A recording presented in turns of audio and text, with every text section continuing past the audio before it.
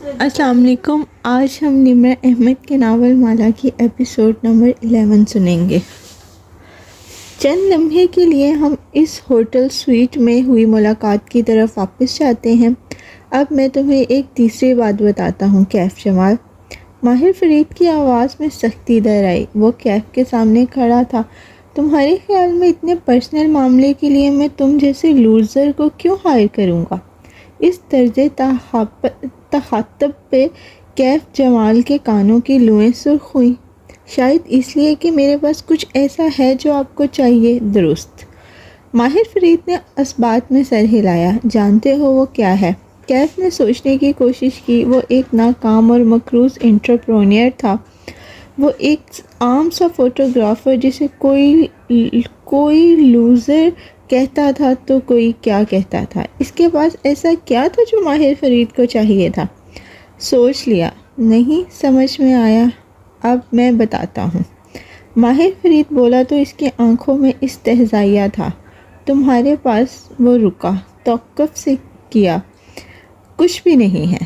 صفورہ کے کزن کیف جمال کا سانس جہاں تھا وہیں رہ گیا. سوائے تمہارے نام کے. مجھے صرف تمہارا نام چاہیے. ماہر فرید بہت دیر بعد مسکرایا. لکی نیم. اسٹرا سے کافی پیتے بیربل نے لقمہ دیا. میرا نام کیف. متخیر رہ گیا. مگر آپ نے کہا تھا کہ مجھے اس لڑکی کے پاس جاب کرنی ہوگی. میں نے یہ کبھی نہیں کہا. کیا میں نے ایسا کہا مالک؟ ماہر نے مالک کو دیکھ کے پوچھا. اس نے نفی میں سر ہلایا. میں نے صرف اتنا کہا تھا کہ تم اپنی کزن سے بات کرو گے. اسے جاب کے لیے راضی کرو گے. جب وہ تمہیں اس لڑکی کے پاس جانے کو کہے گی تو تم مجھے بتاؤ گے اور میں تمہاری جگہ کسی اور کو وہاں بھیجوں گا. بالآخر کیف جمال کو سمجھ میں سارا معاملہ آنے لگا. ان کو صرف اس کی شناخت چاہیے تھی. مجھے کیوں نہیں؟ کیونکہ تم ایک لوزر ہو اور رہو گے. میں اتنا اہم کام ایک لوزر سے نہیں کروا سکتا. میں کسی ایسے شخص کو وہاں بھیجوں گا جو مضبوط اعصاب کا ہوگا. اسٹریٹ، اسمارٹ، جس کو انسانوں کے چہرے پڑھنے آتے ہوں گے. وہ ایسی باتیں سن سکتا ہو جو کسی اور کو سنائی نہیں دیتی. وہ جس پہ میں اعتبار کرتا ہوں. کیونکہ اس کا اپنا بہت کچھ داؤ پہ لگا ہوگا اور تم کیف جمال پہ کام نہیں کر سکتے. اس لیے گھر جاؤ. اس نے اپنے بھاری ہاتھ سے کیف کا کندھا تھپکا. اور 2 ماہ تک میری دی گئی مراعات سے فائدہ اٹھاؤ. پھر وہ قدرے توقف سے بولا.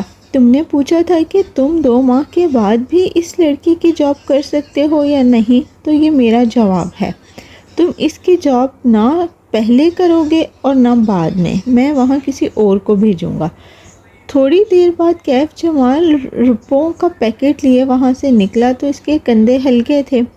اسے اگلے 2 ماہ کچھ نہیں کرنا تھا. صرف ماہر فرید کی دی گئی دولت انجوائے کرنی تھی. زبردست.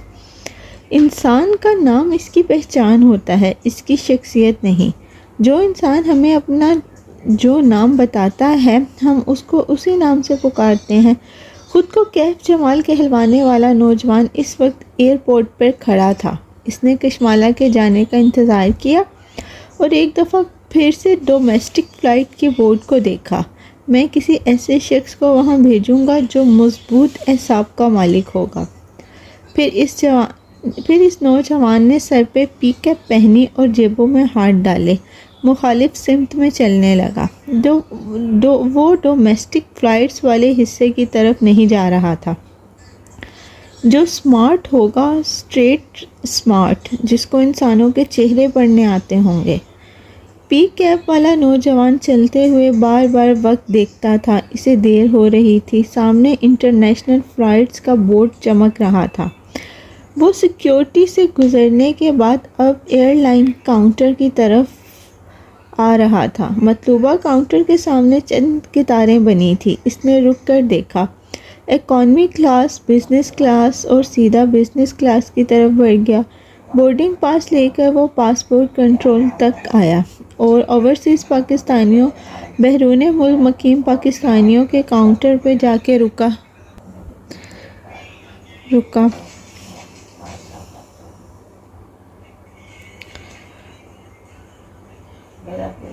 بورڈنگ پاس لے کر وہ پاسپورٹ کنٹرول تک آیا اور اول سے اس پاکستانیوں کے کاؤنٹر پہ جا کے رکا۔ اپنی باری آنے پر اس نے FIA کے آفیسر کی طرف اپنا نیا پاسپورٹ بڑھایا۔ آفیسر نے شیشے کی کھڑکی کے پار سے پی کیپ والے نوجوان کا چہرہ دیکھا اور پھر پاسپورٹ پکڑا۔ برطانوی شہری۔ اب آفیسرز روٹین کے بیکار سوالات پوچھ رہے تھے۔ کیمرے میں دیکھیں۔ نوجوان نے پی کیپ اتار دی اور ایک سنجیدہ نظر کیمرے میں ڈالی۔ ریکارڈ کے لیے اپنا نام بتائیں۔ وہ اسی سنجیدگی سے پلک جھپکے بنا بولا، ماہر علی فرید۔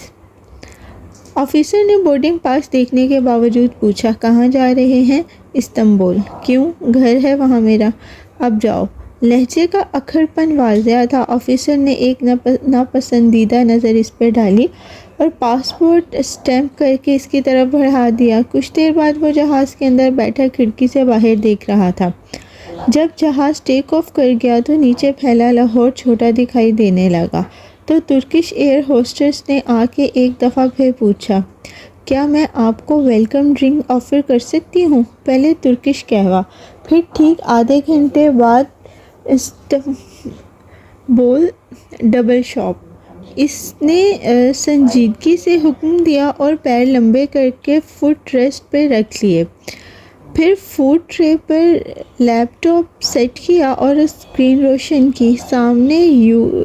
سامنے یوزر اکاؤنٹ کا نام نظر آ رہا تھا، کیف کو کلک کر کے کھولتے ہوئے اس نے دوسرے ہاتھ سے موبائل پر واٹس ایپ میسج ٹائپ کیا، زارا میں فلائٹ میں ہوں، صبح آفس میں ملاقات ہوگی۔ چند ہزار کلومیٹر دور استنبول کی ڈسٹرکٹ پیشکشتاش کے ایک علاقے لیونٹ میں ایک عمارت کے کارنر آفس میں زرینہ فرید اپنی پاور چیئر پر بیٹھی تھی۔ لیپ ٹاپ سامنے کھلا تھا اور وہ ماہر کا میسج پڑھ کے مسکرا رہی تھی۔ پھر اس نے انٹرکام اٹھایا اور اپنی ایئر رنگ پہ انگلی پھیرتے ہوئے ریسیور میں بولی، شبنم، ماہر بے واپس آ رہے ہیں، اسٹاف کو اطلاع کر دو۔ اس کا چہرہ دھمک رہا تھا۔ گلابی لباس والی لڑکی سفید چہرے لیے صوفے کے کنارے بیٹھی تھی۔ وہ پلک تک نہیں جھپک رہی تھی۔ کیف جمال سامنے کرسی پر سر ٹکائے بیٹھا تھا۔ وہ ایک عام سا نوجوان تھا، ایک لوزر۔ جو آدمی کیف بن کر اس کے پاس آیا تھا وہ خود ماہر فرید تھا۔ اس فقرے کی بازگشت ابھی تک سنائی دے رہی تھی۔ جب کل تم نے فون پہ بتایا کہ تم کیف سے ملی ہو تو میں کھٹک گئی، کیونکہ کل ایک فیملی فنکشن پر کیف ہمارے ساتھ تھا، وہ فوٹوگرافی کر رہا تھا۔ میں اسی وقت کیف کے پاس گئی اور پھر اس سے مجھے سب کچھ بتا دیا۔ صفورہ نے چہرہ اس کی طرف موڑا۔ اس کی آنکھوں سے بے بسی بھرے غصے کا انگارے نکل رہے تھے۔ بتاؤ سب مالا کو۔ وہ گمسم سی اصلی کیف کو دیکھ رہی تھی، وہ بالکل بھی اس کیف جیسا نہ تھا۔ میں ایک صبح اٹھا تو ایک آدمی میرے گھر کے باہر کھڑا تھا۔ کیف جمال نے اپنی کہانی کا آغاز کیا۔ اس کے پاس یہ کہانی گھڑنے کے لیے 3 ماہ کا وقت تھا۔ جب کبھی یہ معاملہ کھلے گا تو اسے معلوم تھا کہ اسے کیا کہنا تھا۔ لمبی کالے شیشوں والی کار۔ اس نے گن پوائنٹ پر مجھے کار میں بٹھایا اور ایک ہوٹل میں لے گیا۔ وہاں ایک لگژری سویٹ میں اس نے میری ملاقات ماہر فرید سے ہوئی۔ وہ ساکت سی سن رہی تھی۔ ماہر فرید خطرناک آدمی تھا، ایک سائیکوپیتھ۔ اس کے ساتھ چند اور گارڈز بھی تھے جن کے پاس پستول اور رائفل تھی۔ میں ڈر گیا تھا۔ تم ڈر گئے تھے یا تم نے ان سے پیسے لیے تھے؟ صفورہ ابھی تک اسے مشکوک نظروں سے دیکھ رہی تھی۔ آپا، کیف جمال نے چہرہ اٹھا کر بے بسی سے اسے دیکھا۔ اگر میں نے پیسے لیے ہوتے تو میری حالت بدلی ہوئی نظر آتی۔ پھر تم نے اتنے قرضے کیسے ادا کیے؟ وہی بتا رہا ہوں۔ وہاں پہنچا تو اس آدمی ماہر فرید نے کہا کہ اس نے میرے قرضے ادا کر دیے ہیں، بدلے میں مجھے اس کی اپنی شناخت دینی ہوگی۔ اس کے پاس گنز تھی آپا۔ وہ خوفناک لوگ تھے۔ میں ڈر گیا تھا۔ میں کیا کرتا؟ خوف ہراساں کر دینے والا احساس کشمالہ کو اپنی لپیٹ میں لینے لگا۔ وہ خطرناک آدمی اتنے دن اس کے قریب رہا، اگر اسے کچھ ہو جاتا۔ اس نے میرا ID کارڈ وغیرہ لے لیا۔ پھر بعد میں نے آپ کو جو اپنی CV بھیجی تھی اس پہ تصویر نہیں تھی۔ کشمالہ چونکی سے یاد آیا، CV پہ کیف جمال کی تصویر نہیں تھی، مگر کیف ماہر کے پاس سب کچھ تھا، آئی ڈی کارڈ، ہر چیز، سب کیف کے نام پر اس کی تصویر کے ساتھ تھا۔ وہ پوری تیاری کے ساتھ آیا تھا۔ میں بھی تم سے ملنے نہیں آ سکی اتنا عرصہ، پہلے دبئی میں پھر تھائی لینڈ چلی گئی، صفورہ افسوس سے کہہ رہی تھی۔ کیف نے شرمندگی سے اسے دیکھا۔ آپ انٹرپرونیئر کے جن ریٹرنز پہ دبئی اور تھائی لینڈ گئی تھی، ان پہ آپ کو ماہر فرید کی کمپنی نے بھیجا تھا۔ صفورہ نے چونک کے اسے دیکھا۔ کیا مطلب؟ اس کے سفید بالوں والے مینیجر نے مجھے بتایا تھا کہ انہوں نے اپنی ایک شیل کمپنی کی طرف سے وہ ریٹرنز ارینج کروائی تھیں۔ صفورہ صدمے سے بیٹھی رہ گئی اور میں سمجھی کہ میں اتنے قابل ہوں کہ مجھے خود اپروچ کیا گیا ہے۔ صفورہ نے ماتھے کو چھوا، پھر غصے سے کیف کو دیکھا۔ اور تم اتنے ذلیل انسان ہو، جب میں واپس آئی تو تم مجھے کال کر کے کہتے رہے کہ کشمالہ مہمانوں سے چڑھتی ہے، اس لیے اس کی والدہ کو دیکھنے نہ جائیں۔ تم صرف مجھے مالا سے دور رکھنا چاہتے تھے تاکہ تمہارا پول نہ کھلے۔ انہوں نے مجھے دھمکایا تھا، ماہر فرید نے کہا تھا کہ وہ میری کیا میرے پورے خاندان کی جان لے لے گا۔ میں کیا کرتا؟ تم اس کو لوزر کہتی تھی صفورہ، وہ کھوئے کھوئے سے لہجے میں بولی۔ وہ کچھ بھی تھا مگر وہ لوزر نہیں تھا، اور اسے ایک ایک کر کے سب یاد آنے لگا۔ اس کے پاس برانڈڈ چیزیں ہوتی تھی، ہر چیز مہنگی تھی، وہ ہر وقت ایئرپورٹس لگائے کال پہ ہوتا تھا، وہ بہت کام کرتا تھا اور وہ بہت کم سوتا تھا، وہ خود کو چھپا نہیں سکتا تھا۔ مجھے شک ہوتا تھا لیکن وہ اتنا مہربان تھا صفورہ کہ اس کی آنکھیں بھیگنے لگے۔ وہ ابھی تک شوق میں تھی کہ مجھے لگا وہ برا آدمی نہیں ہے، وہ اپنا آفس ریموٹلی مینیج کر رہا تھا۔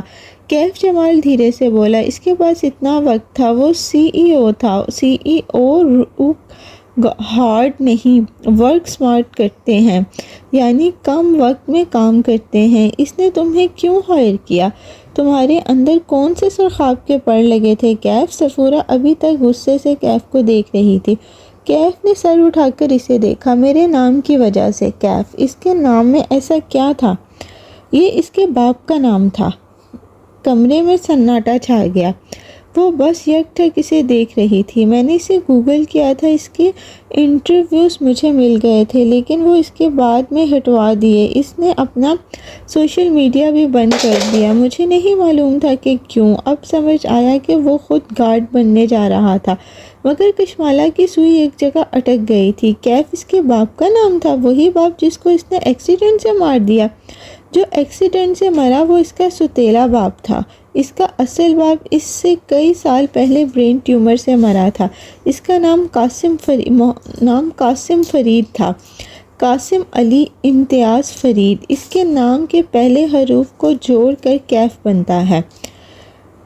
کیف اس کی کمپنی کا نام بھی ہے۔ ماہر فرید 2 سال پہلے اپنا فیملی بزنس چھوڑ کے استنبول چلا گیا تھا۔ اس نے وہاں پہ کیف نامی کمپنی بنائی تھی، جیسے شہزادے کسی زمانے میں اپنا تخت تاج چھوڑ کے چلے جاتے ہیں۔ اس کے انٹرویو میں لکھا تھا کہ وہ 3000 افراد کی کمپنی بنانا چاہتا ہے، وہ جو اس نے خود شروع کی ہے، نہ اس کے باپ کے پیسے سے بنی ہو۔ وہ اس بات پہ چونکی۔ آہستہ آہستہ یقین آنے لگا تھا، اور اس یقین کی تکلیف بہت زیادہ تھی۔ وہ خطرناک آدمی ہے اور آپ کو نقصان پہنچانا چاہتا تھا۔ اس کے پاس ایک البم تھا جس میں لڑکیوں کی زخمی تصویریں تھیں۔ میں نے کہا تھا نا وہ ایک سائیکو ہے، اور کیف تیزی سے کہہ رہا تھا، اور اس کے ہوٹل سویٹ کی شیشے کی کھڑکی پر ہر طرف آپ کی تصویر لگی تھی۔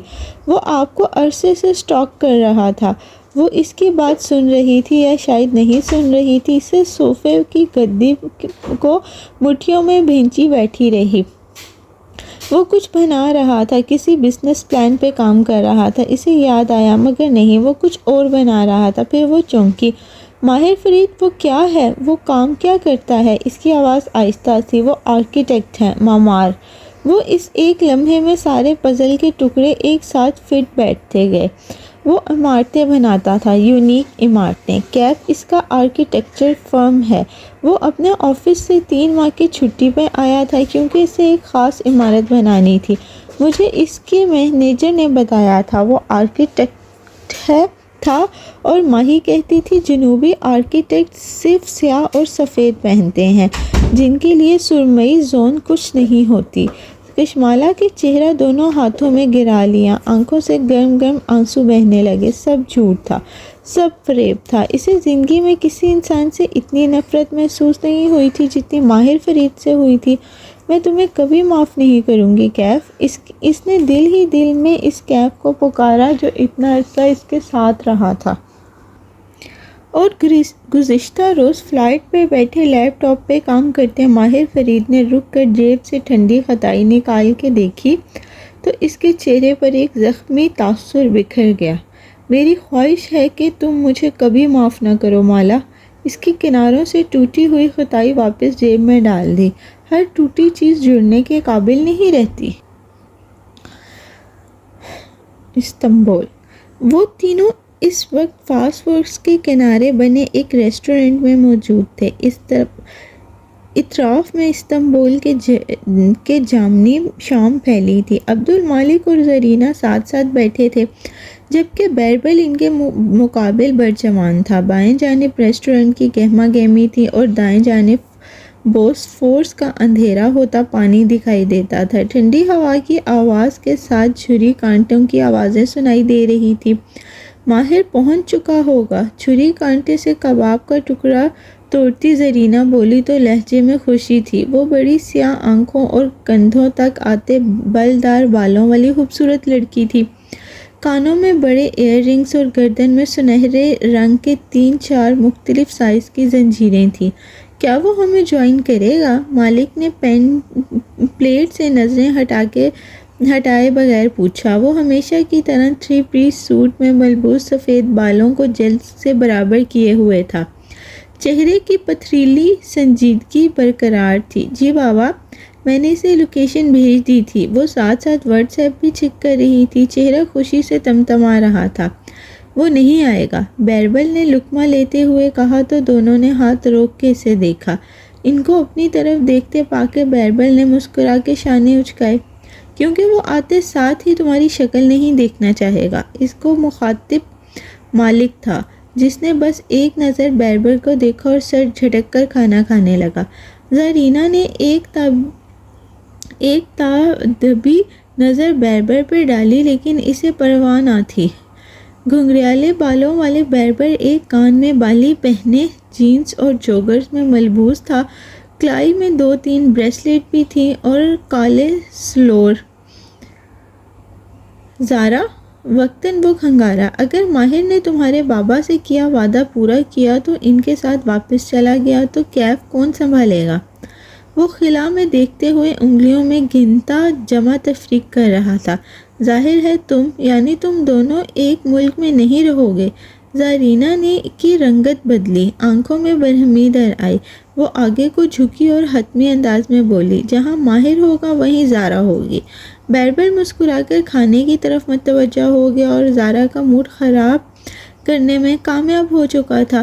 اس نے 2 ماہ بعد آنے کا وعدہ کیا تھا، مالک نے خوشی سے کہتے ہوئے پلیٹ پر ایک کھسکائی اور نیپکن اٹھایا، اور اب 3 ماہ ہونے کو آئے ہیں۔ میں اس لیے خاموش رہا تاکہ اپنا ڈیزائن مکمل کر لے۔ پھر اسی سنجیدگی سے زارا کو دیکھا، کیا اس کا ڈیزائن اپروو ہو جائے گا؟ ماہر صرف آرکیٹیکٹ نہیں ہے بابا، وہ آرٹسٹ ہے۔ اس کے ڈیزائن یونیک ہوتے ہیں۔ پھر کیف کے 9 آرکیٹیکٹس اس کے ساتھ اس بلڈنگ پہ کام کرتے رہے ہیں۔ یہ میرے سوال کا جواب نہیں ہے زارا، میں نے پوچھا کیا اس کا ڈیزائن اپروو ہو جائے گا؟ زرینہ قدرے بوجھ سی گئی، کندھے اچکا کے کھانے پر سر جھکا لیا۔ میں کیف کے معاملات ڈنر ٹیبل پر شیئر نہیں کر سکتی۔ یعنی تمہیں اس کے ڈیزائن کے تحفظات ہیں؟ مالک نیپکن سے ہاتھ صاف کرتے ہوئے سرد لہجے میں کہہ رہا تھا۔ بیربل کی دلچسپی سے اسے دیکھا۔ مالک، تم تھکتے نہیں ہو ایک روبوٹ کی طرح زندگی گزارتے ہوئے؟ مالک نے سفید ابرو اٹھا کے اپنے بھتیجے کو دیکھا جو ہمیشہ اسے مایوس کرتا تھا۔ تم نہیں تھکتے اپنے باپ کا پیسہ اڑاتے ہوئے؟ بیربل نے ہنس کے شانے اچکا دیے۔ تم اور ماہر کبھی مجھ سے خوش نہیں ہوگے، اس لیے میں اپنی زندگی 2 روبوٹس کو خوش کرنے میں نہیں گزار سکتا۔ زارا نے تادبی نظروں سے اسے دیکھا، لیکن وہ ٹیک لگائے ایک بازو کرسی کی پشت پہ پھیلائے محفوظ سا کہہ رہا تھا، میرا باپ، میرا بھائی اور میرا چچا۔ مالک کی طرف اشارہ کیا، تم سب روبوٹس ہو، پیسہ کماتے ہو، پیسہ گنتے ہو، تمہاری کوئی زندگی نہیں ہے۔ پھر سینے پہ انگلی سے دستک دی۔ میری ہے، ماہر ہمارے خاندان کا وارث ہے، مالک اسپاٹ نظروں سے اسے دیکھتے ہوئے کہہ رہا تھا۔ وہ تمہاری طرح پیسہ اور وقت ضائع نہیں کرتا۔ استنبول ایئرپورٹ کی ایگزٹ پہ ایک سیاہ کار موجود تھی۔ فرحبا سا ڈرائیور اردل پچھلی سیٹ کا دروازہ کھولے کھڑا تھا۔ پی کیپ پہنے جوگر سے چلتا ہوا ماہر کار کے قریب آیا، لیکن بیٹھا نہیں۔ وہ قدم قدم چلتا ڈرائیونگ ڈور تک گیا اور پنجوں کے بل زمین پر بیٹھ کر اس حصے کو غور سے دیکھنے لگا۔ وہ اپنے باپ کا بیٹا ہے، کاروبار سے محبت اس کے خون میں ہے۔ وہ سیدھا کھڑا ہوا اور دروازہ کھولے کھڑے اردل کے مقابل آ رکا۔ گھور کے اسے دیکھا۔ میں یہ نہیں پوچھوں گا کار کہیں لگی ہے، میں پوچھوں گا کار کس سے لگی ہے۔ اردل نے جلدی سے نظریں جھکا دی۔ مجھ سے لگی ہے ماہر بے، آپ میری تنخواہ سے سارا نقصان پورا کر لیجئے گا۔ ماہر نے سمجھ کے سر ہٹایا۔ یعنی بیربل سے لگی ہے، بیٹھو۔ کار سرخ پل کے اوپر سے گزر رہی تھی اور وہ کھڑکی سے باہر دیکھ رہا تھا۔ پی کیپ اب ساتھ والی سیٹ پر رکھی تھی اور اس کے بال ماتھے پر بکھرے تھے۔ استنبول اداس لگتا تھا اپنے اندر کی طرح۔ اپنے اپارٹمنٹ کی بیل پہ اس نے ہاتھ رکھا ہی تھا کہ دروازہ کھل گیا۔ اسکارف اور اسکرٹ میں ملبوس ادھیڑ عمر ہاؤس کیپر فیضی نے مسکرا کر اس کا استقبال کیا۔ ماہر نے ایک نظر اس پہ ڈالی اور پھر مڑ کے فرحبا ڈرائیور کو دیکھا جس کا کوٹ پھنسا ہوا لگ رہا تھا۔ ماشاءاللہ، تم دونوں کی صحت بتا رہی ہے، بیربل کی بیکری کے کیکس میرے گھر آتے رہے ہیں۔ مسکرا کر کہتے ہوئے وہ اندر داخل ہوا اور شو ریک پہ جوتے اتارے۔ اردل اور فیضی نے ایک دوسرے کو دیکھا۔ اب کیا کریں؟ اور ہماری انویسٹمنٹ ہولڈنگ کو اس نے اپنے باپ کی طرح سنبھال رکھا تھا۔ لوگ ماہر فرید کو اتنا پیسہ دیتے تھے تاکہ وہ اس کو انویسٹ کرے۔ وہ دوسرے انسانوں کا پیسہ بھی انویسٹ کرتا تھا، بہترین جگہ پہ اثاثے خریدتا تھا اور پھر انہیں درست وقت پہ بیچتا ہے۔ ماہر کے اندر وہ سکلز ہیں جو کاروبار کرنے کے لیے ہونی چاہیے، اور اس کا بخت بلند ہے۔ وہ جس چیز کو ہاتھ ڈالتا ہے اسے سونا بنا دیتا ہے۔ پیسہ بخت سے آتا ہے بیربل۔ وہ تمہاری طرح ایک فلاپ بیکری کا پیسہ ڈبو کے نہیں بیٹھا، اور نہ ہی تن سے کہا، اور نہ ہی ایسا ہے کہ بیکری اس کے خرچے اٹھانے کے لیے ناکافی ہو جائے اور اس کا اصل خرچہ اپنے باپ کے کاروبار سے آنے والے ماہانہ الاؤنس پہ ہو۔ بیربل نے نیپکن سے ہاتھ صاف کرتے ہوئے مسکرا کر اسے دیکھا۔ کہہ لو جو کہنا ہے کہہ لو، مجھے کون سا فرق پڑتا ہے؟ مالک نے ناپسندیدگی سے اسے دیکھا، ذرا کھنگاری اور باپ کی طرف چہرہ کیا۔ بابا، اگر آپ کو ماہر کے بخت پر اتنا بھروسہ ہے تو اسے کیف کو آگے بڑھانے دیں۔ میں مانتی ہوں کیف ایک ڈوبی ہوئی فرم ہے اور وہ کامیاب نہیں ہوا۔ وہ ایک اسٹرگل کرتا ہوا انٹرپرینور ہے، لیکن ابھی 2 سال ہوئے ہیں۔ اس کو وقت دیں۔ اس ملک میں، مالک نے ناپسندیدگی سے ادھر ادھر دیکھا۔ مختلف میزوں پر ترک اور ٹورسٹ بیٹھے کھانا کھا رہے تھے اور آواز دھیمی کی۔ اس غریب اور کلاش ملک میں کوئی کامیاب نہیں ہو سکتا۔ یہ ڈالرز کی ہوس میں مبتلا لوگوں کا ملک ہے۔ یہ صرف تمہارے کزن کو لوٹ رہے ہیں۔ کیف ایک فیلئر ہے اور رہے گا، اس لیے اسے چاہیے وہ واپس آ جائے۔ زارا اب نزاکت سے ٹشو سے انگلیاں صاف کر رہی تھی۔ میں حیران ہوں کہ ماہر نے واپس آنے کی بات کیسے مان لی؟ آپ نے اسے کیسے راضی کیا بابا؟ وہ تو لاہور اس لیے گیا تھا کہ اپنے ڈیزائن پر سکون سے کام کرے۔ بیربل کی آنکھیں چمکی اور لب میں سکڑے۔ اس نے مسکرا کر پہلے مالک کو دیکھا اور پھر زارا کو۔ مالک نے اپنی بیٹی کو آگاہ نہیں کیا تھا۔ انٹرسٹنگ۔ یہ میرا اور ماہر کا معاملہ ہے، تم درمیان میں نہ بولو۔ وہ سرد لہجے میں ٹوک گیا تو زارا خاموش ہو گئی۔ بیربل مسکرا کر اٹھ گیا اور موبائل اٹھا کر جیب میں ڈالا۔ چونکہ میں ایک ناکام بیکر ہوں، اس لیے میں بل نہیں دوں گا۔ مالک کو دیکھتے ہوئے ایک آنکھ دبائی۔ اب چلتا ہوں، ماہر پہنچ گیا ہوگا۔ وہ زارا کو ہاتھ ہلاتے ہوئے آگے بڑھ گیا۔ مالک نے ناراضگی سے اسے جاتے دیکھا۔ ڈسپوائنٹمنٹ، وہ بڑبڑایا۔ زرینا نے مسکرا کر اسے الوداعی ہاتھ ہلایا اور پھر سوچتی نظروں سے باپ کو دیکھا۔ مالک کا چہرہ ہمیشہ کی طرح ٹھنڈا اور بے تاثر تھا۔ ماہر اور اس کے درمیان کیا معاملے طے پایا تھا، یہ فیصلہ نہیں کر سکی۔ استنبول کو جولائی کی گرمی لاہور کی طرح بھسم نہیں کرتی تھی، بلکہ دھوپ اور ٹھنڈی ہوا ساتھ ساتھ رہتی۔ سورج ڈھلتا تو دھوپ ڈوب جاتی اور سارے میں بہار جیسی ٹھنڈ پھیل جاتی۔ بوسفورس کی پانیوں سے بگلے اڑ اڑ کے استنبول کی اونچی اپارٹمنٹ بلڈنگ کے اوپر چکر کاٹتے۔ استنبول کے ضلع سریار میں سفارت خانے تھے اور وہاں غیر ملکیوں کی اکثریت رہتی تھی۔ سریار میں ترابیہ نام کا ایک بے انتہا سرسبز علاقہ تھا جو بوسفورس کے کنارے واقع تھا۔ استنبول اپارٹمنٹس کا شہر تھا۔ یہاں بوسفورس کنارے بنے اونچے محل نما یالی بہت کم تھی اور وہ عموماً پرانے ترک امرا یا غیر ملکی شاہی خاندانوں کے زیر استعمال ہوتے تھے، یا ان میں سے کچھ کرائے پہ حاصل کر کے ترکش ڈرامے شوٹ کیے جاتے تھے۔ شہر کے باقی امرا ان کو افورڈ نہیں کر سکتے تھے، اس لیے اگر انہیں بوسفورس کنارے رہنا ہوتا تو وہ لگژری اپارٹمنٹس کو ترجیح دیتے تھے۔ ہم اس وقت اپنی کہانی کو استنبول کی ایک لگژری اپارٹمنٹ بلڈنگ تک لے کر جا رہے ہیں۔ سڑک کنارے ایک سیاہ جالی دار گیٹ تھا جس کے اندر جاؤ تو ایک باغیچے سے گھری کئی منزلہ اونچی عمارت کھڑی تھی۔ عمارت کی بالائی ترین منزل پر ڈپلیکس پینٹس ہاؤسز بنے تھے، یعنی 2 منزلہ اپارٹمنٹ۔ ماہر نے اپارٹمنٹ اور اندر سے جیسے 2 منزلہ گھر ہو، باہر سے اپارٹمنٹ اور اندر سے جیسے 2 منزلہ گھر ہو۔ ایک پینٹ ہاؤس اپارٹمنٹ کے باہر فرید لار کی تختی لکھی تھی، فریدز۔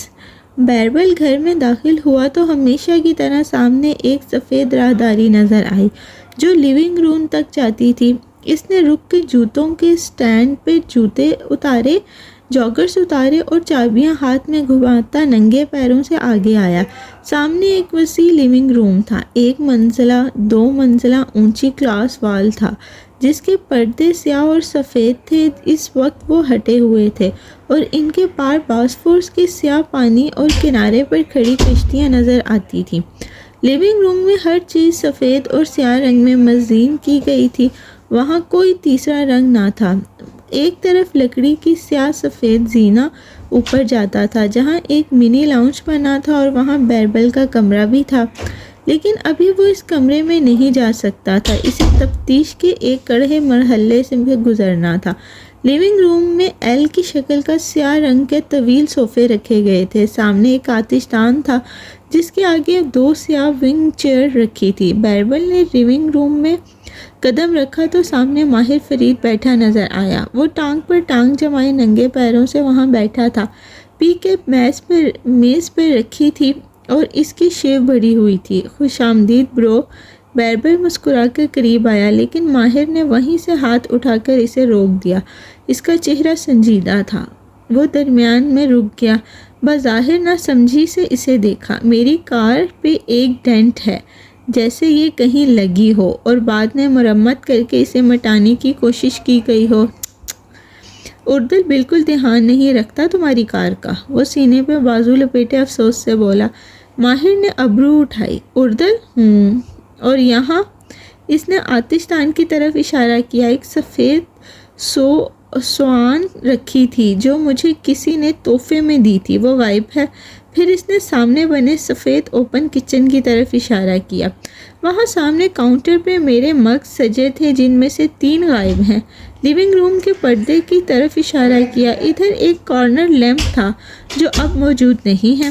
فیضی خانم، باربل اسی سنجیدگی سے پریشان کھڑی ہاؤس کیپر کی طرف گھوما۔ ماہر کچھ پوچھ رہا ہے، آپ کیوں گھر کا خیال نہیں رکھتی؟ फैज़ी खानम ने बेबसी से बारी बारी दोनों भाइयों को देखा, फिर नदामत से सर झुकाया। ये सब मुझसे टूटा है माहिर बे, यकीनन आपसे टूटा है फैज़ी खानम, माहिर ने बैरबल को देखते हुए बुलंद आवाज़ में कहा। और यकीनन मेरी बाइक भी आप ही बाहर लेकर गई होंगी, इसका भी GPS हिस्ट्री बता रही है, मेरे पीछे वो कई दफ़ा इस्तेमाल की गई है। मगर बैरबल के इत्मीनान में कोई फ़र्क नहीं आया। इसने अफसोस से फैज़ी खानम को देखा। इस उम्र में क्या शौक़ पाल रखे हैं आपने? फैज़ी ने अब की दफ़ा शदीद नाराज़गी से बैरबल को देखा। वो कुछ कहती, लेकिन माहिर का अगला सवाल आ चुका था। विंग चेयर पर तो कोई नहीं बैठा। नहीं, इन दोनों ने एक साथ कहा। सच था, फिसल गया। माहिर ने इस बात में सर हिला दिया और मुड़ के आतिशदान के साथ रखी खाली चेयर्स को देखा। इन पे बैठने की किसी को इजाज़त ना थी। ये माहिर फरीद का एक ऐसा असूल था जिसकी पाबंदी करना किसी के लिए मुश्किल नहीं था। विंग चेयर टीवी से बहुत दूर थी, किसी को वहाँ बैठने की ज़रूरत भी ना थी, ना ही माहिर ख़ुद वहाँ बैठता था। तफ्तीश मुकम्मल हो गई हो तो मैं बैठ जाऊँ? माहिर ने गर्दन मोड़ी और इसके नंगे पैरों को देखा, फिर तन से मुस्कुरा के बोला, यकीनन मुझे देखकर तुमने जूते उतारे होंगे, मुश्किल पेश आ रही होगी।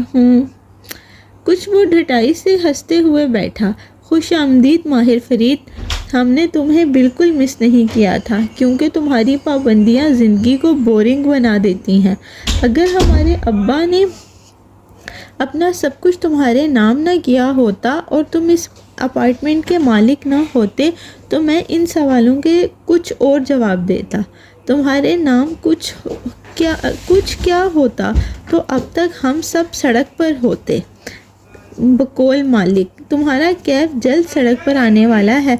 वैसे तुमने डिनर पे हमें ज्वाइन क्यों नहीं किया? माहिर ने सर झटका और खिड़की की तरफ चेहरा कर लिया। ऊंची ग्लास वाले ये छत से लटकते फानूस की रोशनियों का अक्स पड़ रहा था। मैंने आते साथ ही मालिक की शक्ल नहीं देखना चाहता था। बैरबल दिल खोलकर हंस दिया।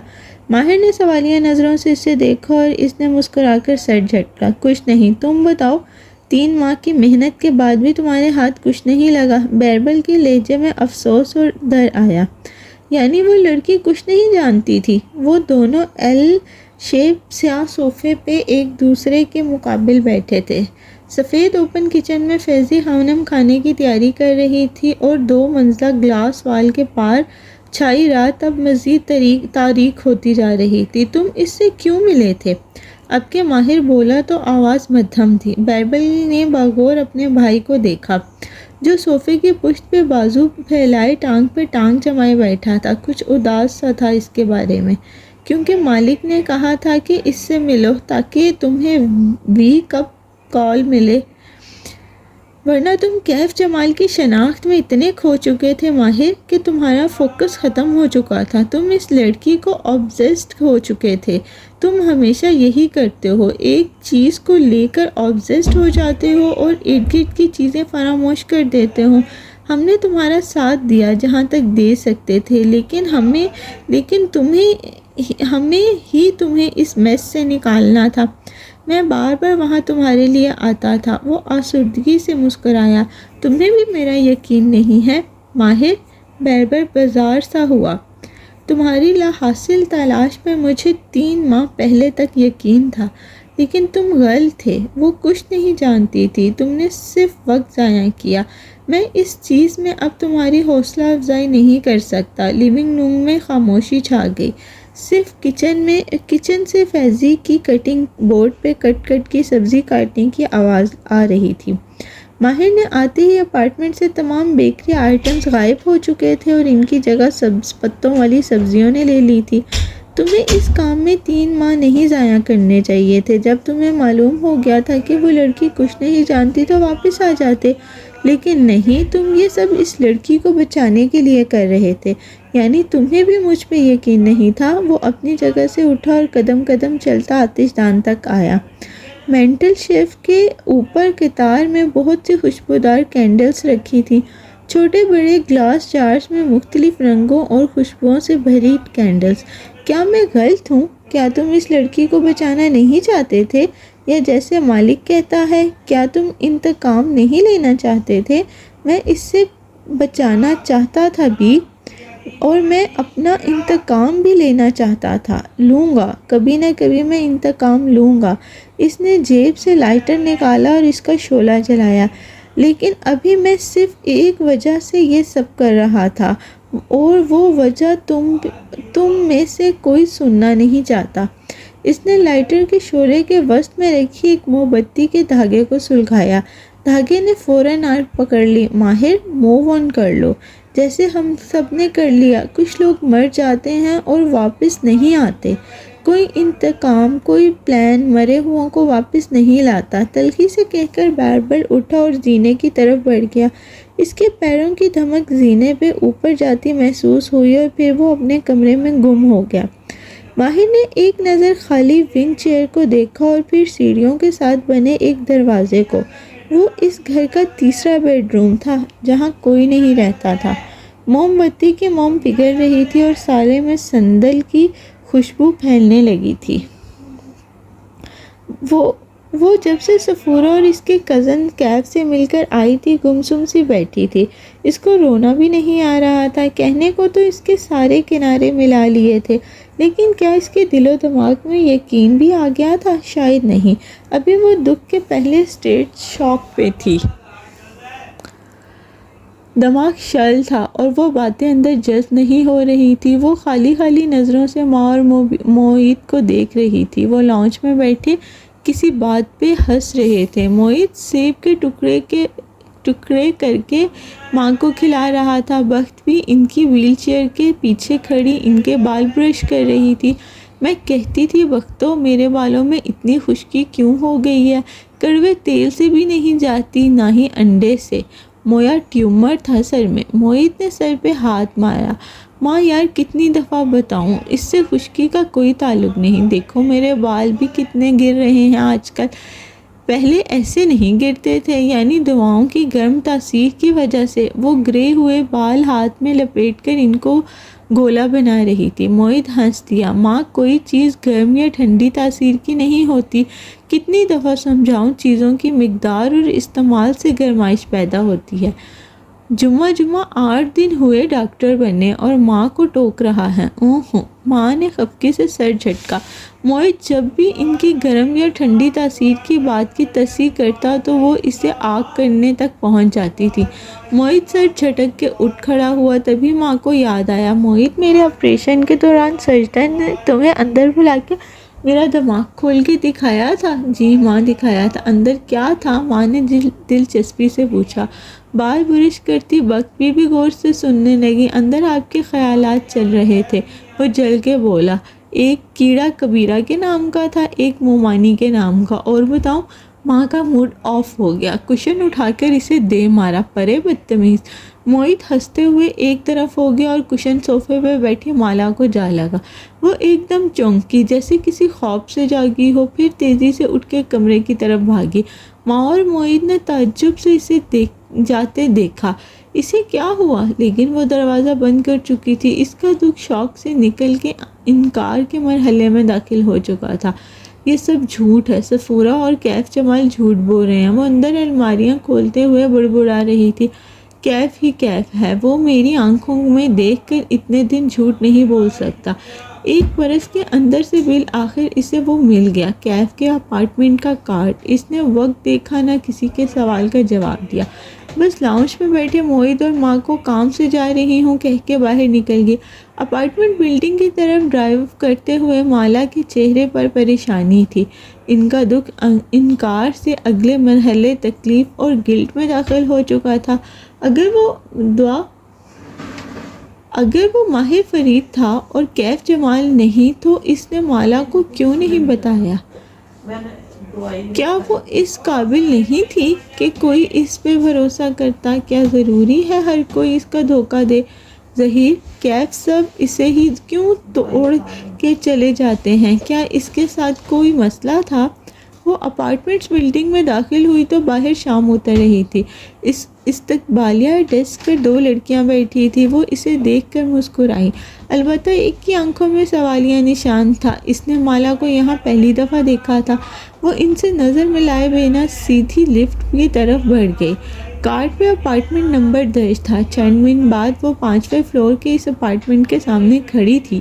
وہ کیا کر رہی تھی؟ وہ کس سے ملنے جا رہی تھی؟ کیا وہ وہاں ہوگا؟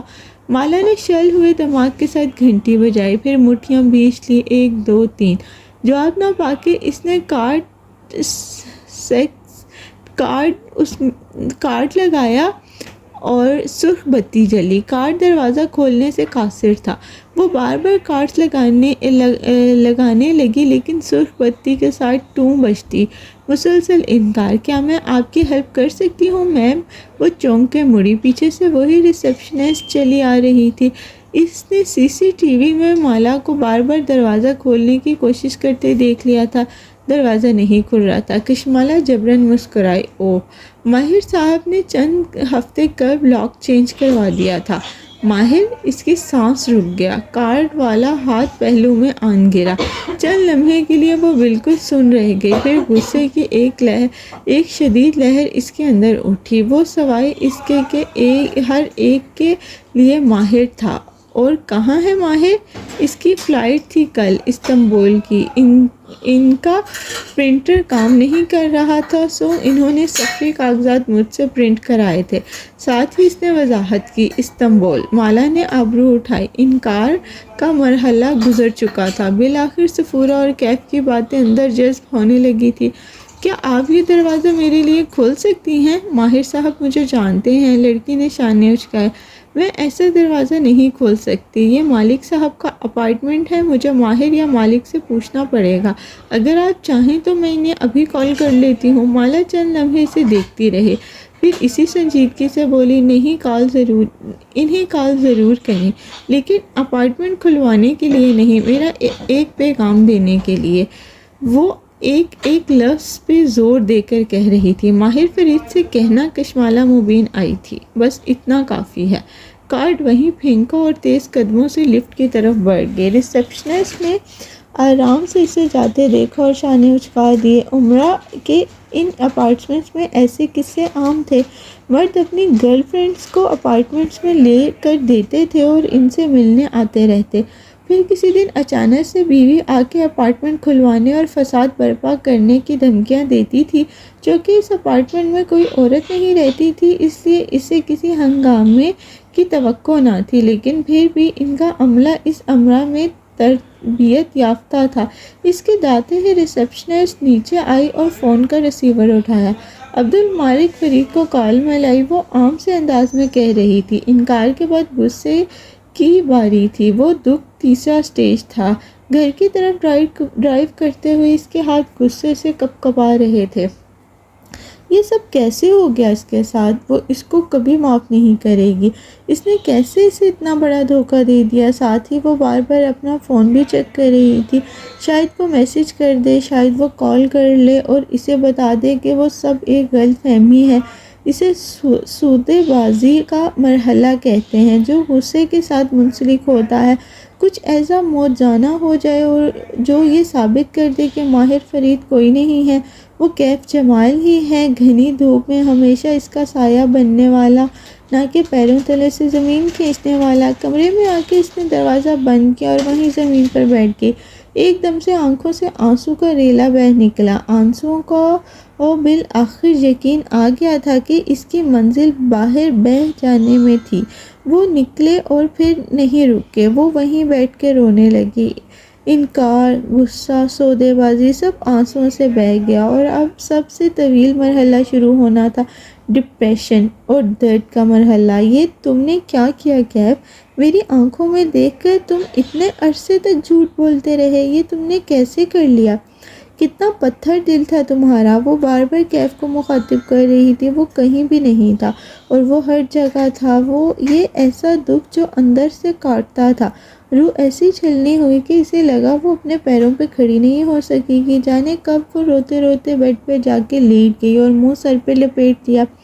جب جاگی تو جسم بخار سے تپ رہا تھا اور موہت اسے ڈرپ لگا رہا تھا۔ وہ کینولے کے سوئی کی تکلیف سے جاگی تھی، سر بھاری ہو رہا تھا اور جسم میں جان نہیں تھی۔ مالا کیا ہوا؟ وہ نرمی سے پوچھ رہا تھا۔ اس نے ایک نظر بازو پہ پیوست سوئی کو دیکھا اور دوسری نظر اوپر سٹینڈ پہ لگی ڈرپ پہ ڈالی۔ آنکھیں ابھی تک بھیگی ہوئی تھی۔ اس نے جواب نہیں دیا، بس کروٹ کے بل لیٹے وہ رونے لگی، ایک دم زور زور